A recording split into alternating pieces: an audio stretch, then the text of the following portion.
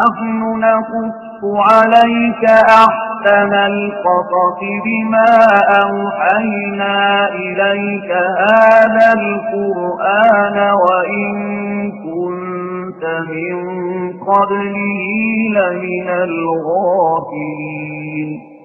القصص النبوي قصوينك نبيذا.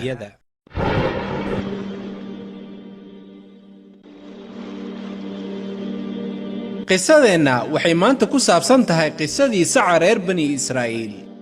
sida ay soo warinayaan taariikhahanada waxay sheegaan waxaa jira nin taajir ahaa oo ka mid ahaa reer bani Israa'iil. wuxuu ninkaasi ahaa qof duq ah ama da' ahaa. wiilasha uu adeerku ahaa ayaa jeclaystay inuu odayga dhinto si ay u dhaxlaan una qaataan hantidiisa ama maalkiisa. habeenada ka mid ahayd ayuu mid ka mid ahaa wiilashii adeerku ahaa wuxuu u dhacay odaygii oo dilay, kadibna uu meydkiisa ku tuuray waddada bartankeeda, ama sida warin kale ay sheegayso inuu meydkiisa ku tuuray albaab nin kale uu leeyahay. markii uu waaga baryey ayay wiilashii waxay bilaabeen inay isweydiiyaan cidda dishay adeerkood. wiil ka mid ahaa wiilashii odayga adeerku ahaa ayaa goobta yimid isagoo aad u ooynaya, waxayna ka doodeen cidda adeerkood dishay. saadadkii meesha jooga ayaa ku yidhi, maxaad u doodaysaan? waxaa jooga nebigii alle muuse calayhi salaam. markaasuu wiilkii aadku u booynayay u tegay nebi muuse calayhi salaam una sheegay in adeerkiisa la dilay. nebi muuse calayhi salaam wuxuu wiilashii oo dhan ku yidhi, waxaan idinku weydiinayaa magaca alle qofkiina wax ka ogaa dhacdadan oo lagu dilay ninkan odayga ahaa inuu ii sheego. laakiin dhammaantood wiilashii oo dhan waa ay aamuseen oo cidna ma hadlin. saa markii ay aamuseen ayay dadkii goobta isugu soo baxay waxay nebi muuse ka codsadeen inuu alla weyne u weydiiyo cidda dishay ninkan odayga ahaa. nebi muuse calayhi salaam intaasi kadib wuxuu alla weyne weydiiyey arrinkii meeshii laysku haystay. alla weynena wuxuu nebi muuse ku amray inay wiilasha gowracaan sac. muuse calayhi salaam wuxuu wiilashii ku yidhi, wuxuu alla weyne idin amrayaa inaad gowracdaan sac. وإذ قال موسى لقومه إن الله يأمركم أن تذبحوا بقرة قالوا أتتخذنا هزؤا قال أعوذ بالله أن أكون من الجاهلين. xusna markii uu muuse ku yidhi qoomkiisa, xaqiiqdii alle wuxuu idin amrayaa inaad gowracdaan sac, waxayse ku yidhaahdeen, ma waxaad inaga dhigatay muusow ciyaar iyo dheel? wuxuu muuse ku yidhi iyagii jawaab ahaan, waxaan ka magangelayaa alle inaan ka mid noqdo jaahiliinta ama maangaabyada.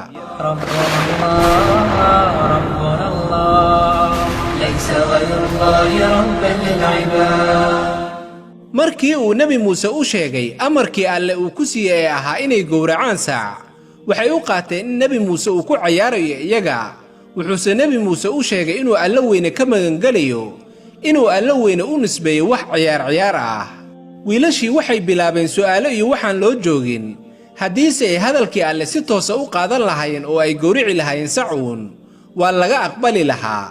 laakiin waxay bilaabeen inay weydiiyaan nuuca uu saca yahay iyo tilmaamihiisa. قالوا ادع لنا ربك يبين لنا ما هي. waxay yidhaahdeen, noo bari rabbigaa si uu inoogu caddeeyo waxay tahay sacaasi. dadkii waxay nebi muuse weydiisteen inuu rabbi u caddeeyo waxay tahay sacaasi. wuxuu nebi muuse ku yidhi iyagii, wuxuu alla weyne leeyahay, waa sac aan duq ahayn ugubna aan ahayn, oo waxay u dhexaysaa labadaas xaaladood ee fala waxay laydin amray.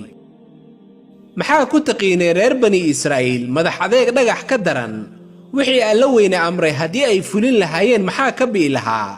markii uu alla weyne u sheegay in saca la doonayo uusan ahayn mid duq ah iyo mid ugub ah oo la doonayo mid dhexdhexaad ah, haddana waxay keeneen su'aal kale iyaga oo weydiinaya nebi muuse calayhi salaam midabka saca uu alla weyne uu doonayo. qaala innahu yaquulu innahaa baqaratun صفراء فاقع لونها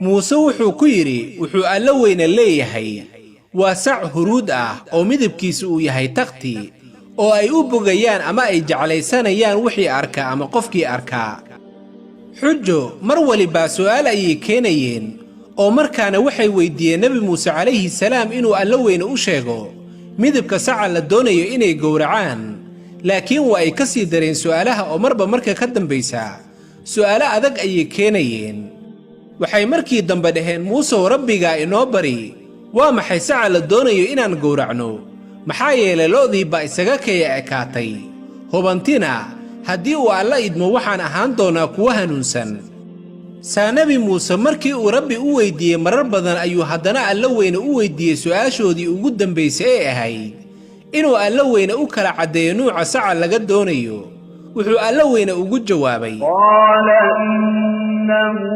yaquulu innahaa baqaratun laa daluulun tusiiru al-arda walaa tasqi al-arda musallamatun laa shiyata fiihaa wuxuu muuse yidhi wuxuu alla weyne leeyahay waa sacaanan u tababarnayn inay fasho dhulka iyo inay waraabiso beeraha oo aad u fayow oo aanan lahayn wax midib kale ah oo booro takhti ma ahee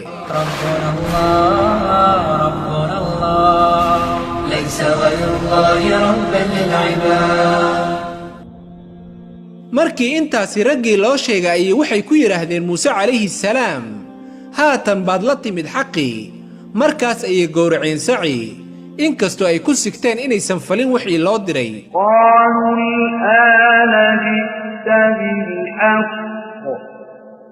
fadabaxuuhaa wamaa kaanuu yafcaluun saa markii ay in muddo ah goobayeen sacii loo diray ayay aakhirkii tilmaamihii sacii loo diray soo heleen wuxuu alla weyne nebi muuse u sheegay inay gowracaan sacaasi oo cad ka mid ah hilibkiisa ay ku dhuftaan qofka meydka ah faqulna idribuuhu bibacdihaa kadhalika yuxyii illaahu al-mawtaa wa yuriikum aayaatihi la'allakum ta'qiluun oo waxaan ku nidhi ku dhufta ninka maytan qayb ka mid ah saca oo sidaasi buu alle u soo celiyaa meydka nolosha oo idiin tusiya aayadihiisa iyo calaamooyinkiisa si aad u fahantaan nebi muuse calayhi salaam wuxuu dadka meesha jooga u sheegay inay gowracaan sacii kadibna cad ka mid ah saca ay ku dhuftaan ninka meydka ah saa markii ay sidaasi yeeleen oo meydkii ay ku dhufteen ayuu ninkii meydka ahaa soo noolaaday nebi muuse calayhi salaam ayaa ninkii weyddiiyey yaa ku dilay wuxuu ninkii ku yidhi wiilka aan adeerka u ahay saa markii uu intaasi yidhi haddana ninkii waa uu dhacay isaga oo meyd ah waana halka uu alla weyne ka leeyahay oo sidaasi buu alle u soo celiyaa meydka nolosha oo idiin tusaa aayadihiisa calaamooyinkiisa si aad u fahantaan kadhalika yuxyii illaahu al-mawtaa wa yuriikum aayaatihi la'allakum ta'qiluun ربنا الله ليس غير الله ربا للعباد ربنا الله ليس غير الله ربا للعباد